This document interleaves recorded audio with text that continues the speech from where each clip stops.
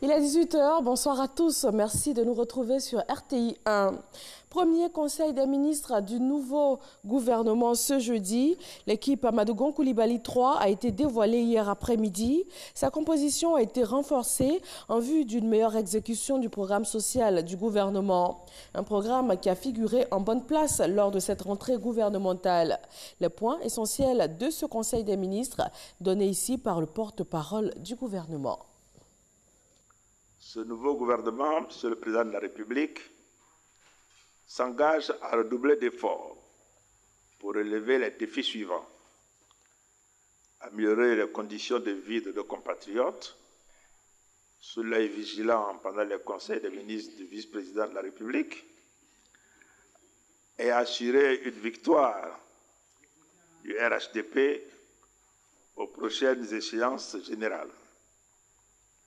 Dans cette perspective, j'invite tous les membres du nouveau gouvernement à ne ménager aucun effort pour mériter la confiance et le grand honneur que vous nous faites en nous associant à la grande œuvre de construction de notre cher et beau pays.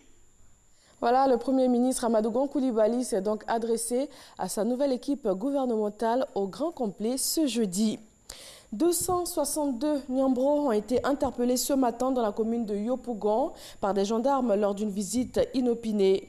L'action s'inscrit dans le cadre de la lutte contre le phénomène des Nyambro et vise à assainir le milieu du transport. Grâce Kando. La lutte contre le phénomène des Nyambro dans les gares routières est entrée dans sa phase active. Ce jeudi très tôt, à 6 h, dans la commune de Yopougon, 262 Nyambro ont été interpellés par le commandant de la première légion de gendarmerie mobile et le commandant de compagnie Abidjan Nord. Selon le préfet d'Abidjan, cette opération vise à débarrasser les gares routières des personnes indélicates. L'objectif, c'est bien sûr d'assainir les gares. Il est inadmissible que certains citoyens transforment des territoires en zones de non-droit. Il n'y a que l'État de Côte d'Ivoire qui peut récolter des impôts, qui peut assurer la sécurité et qui peut imposer les règlements de circulation dans une localité. Aucun autre individu ne peut se substituer à l'État de Côte d'Ivoire. Or, nous constatons qu'il y a des pratiques ici tendant à rançonner les populations, tendant à leur faire payer des taxes, tendant à limiter leurs mouvements, tendant à les inquiéter en violation du droit. L'initiative est saluée par Sori, chauffeur de taxi communal de la zone d'Andokwa-Sable. Vraiment, il voit qu'effectivement c'est très bon. Il y a des fois même, là, il y a des même qui m'ont essayé de frapper.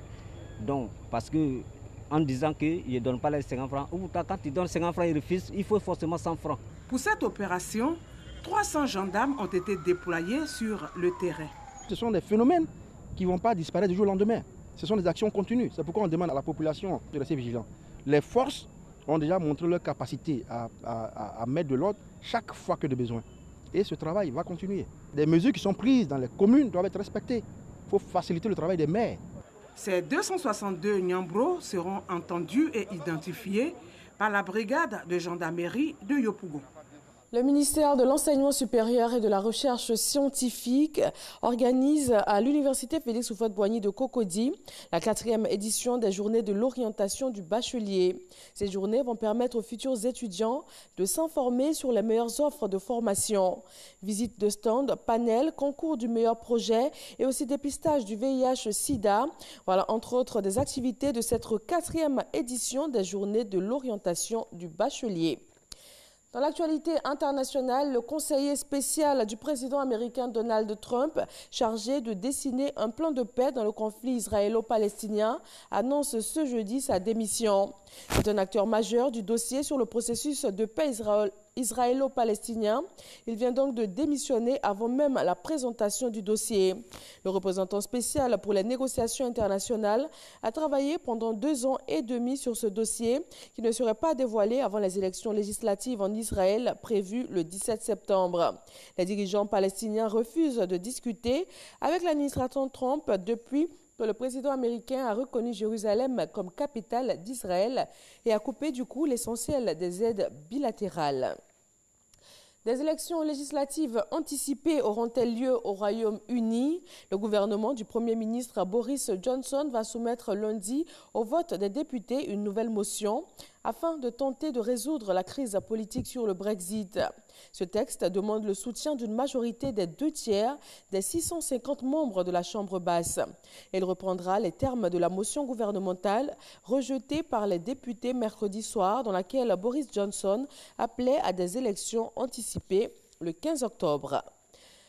Dans le domaine de l'aviation, 10 ans après le crash de l'avion Rio-Paris, dans l'Atlantique, avec à son bord 228 passagers, les juges en charge de l'instruction ont ordonné un non-lieu pour Airbus et Air France.